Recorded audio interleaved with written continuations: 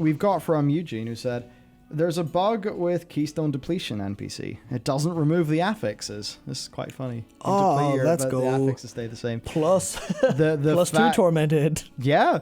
The fact this thing was discovered on live servers is borderline insane. Either the code base for this is overcomplicated or nobody's bothered to do a basic smoke test. Both. Because they don't have any QA staff and they're working on a game from 1989. There's your factual claim. You just lied to make money, you bastard. It's pretty wild that it will be fixed up by the time the new season comes, but it shouldn't have made it there. But I think that just, shows they're playing in the back foot, they're playing a catch-up game, and whenever you're doing that, you're not confidently marching up a hill. You are rapidly scrambling up it. So your chances of tripping and falling are higher. Yep. And not the ideal analogy, but I think some of that's happening. Yeah, I mean, we can tell that from everything. This patch looks like it's certainly could have dealt with or had with a significant wave of QA. Smidge more QA and internal playtesting would have done good. Yep. We got from Troke, who said, this actually hurts to listen to. I haven't subbed to WoW for almost 2 years, but this is just nuts.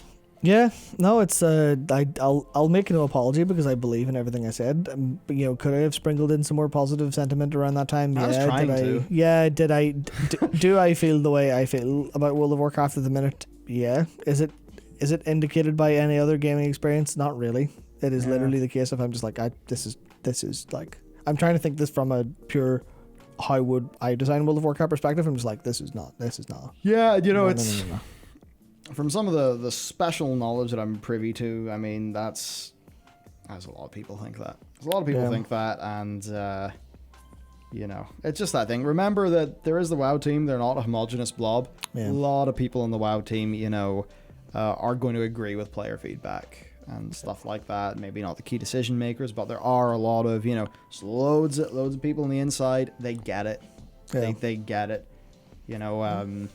And this is not that I know anything especially salacious. It's just there's times you just hear in the grapevine look, there's people internally they get it, they understand. Just maybe they're not able to do what we would like. Maybe they don't have the power or the position or whatever. But just always know that there are people there who get it, and the more that we give our feedback, the more that we arm those people with just the players have their backs, so they can make their internal arguments.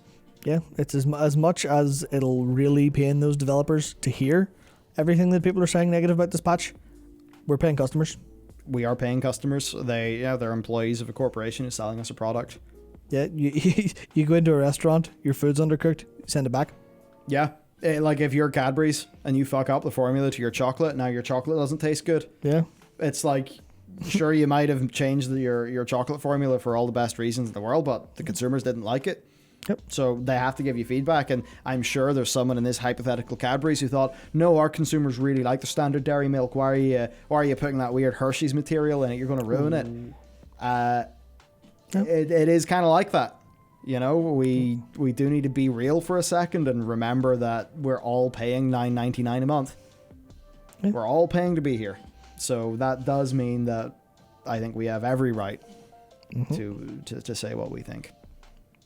So fun stuff. It's a very simple relationship at the end. It is very simple, yeah. We've got from Sergeant Major Cool, who says, if you're someone who is tempted to sub to WoW when a new patch drops, it's almost like you have to wait a week or two for the new content to get out of live beta testing. Oh, yeah.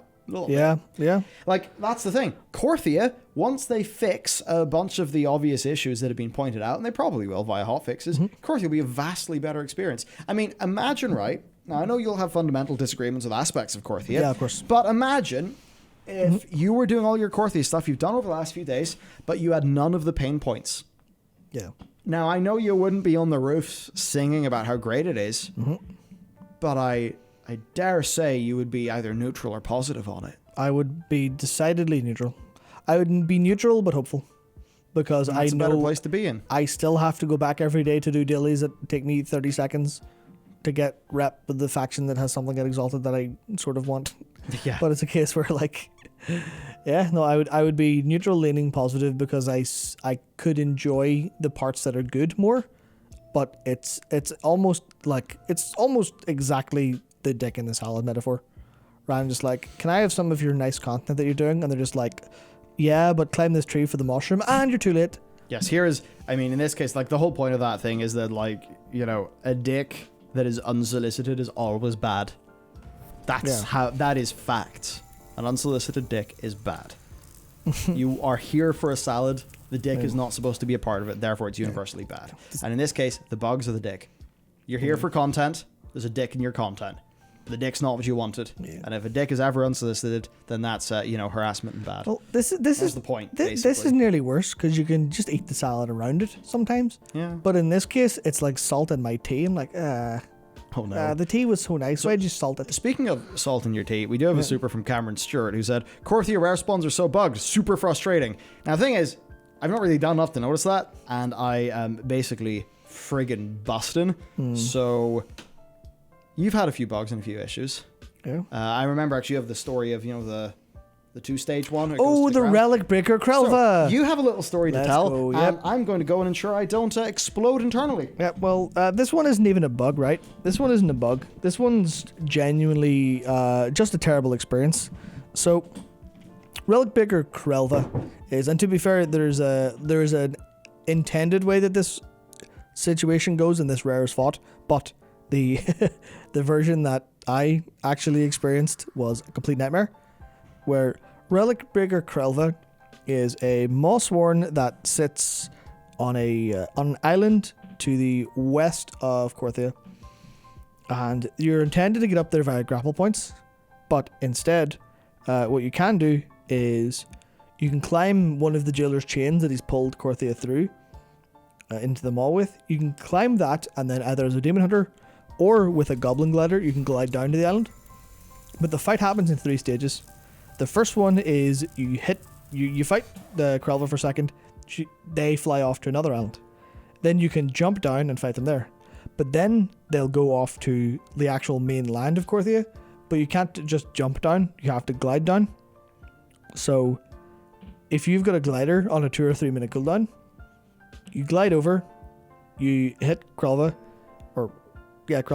they move down, jump down, hit them, and then they move over. If you don't tag them on that final encounter in the bit when they're landed, you don't get loot.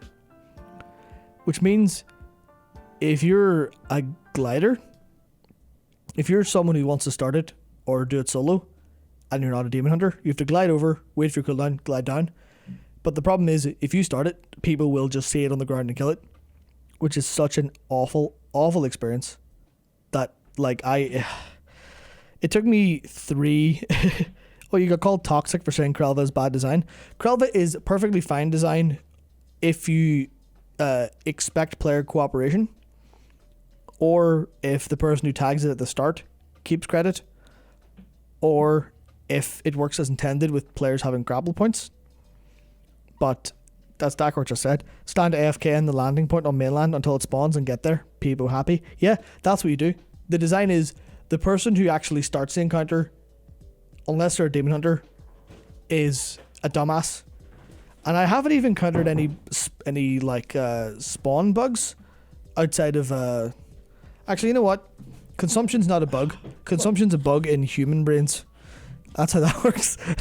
Well, that was one to come back to. Yeah.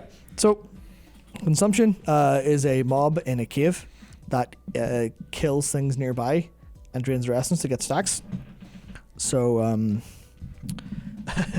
I see everyone's enjoying the Krelva stuff, but consumption needs to stack up to 40 before it becomes a rare elite, and then it comes out of the cave, kills 2 Mossworn, and then you fight it.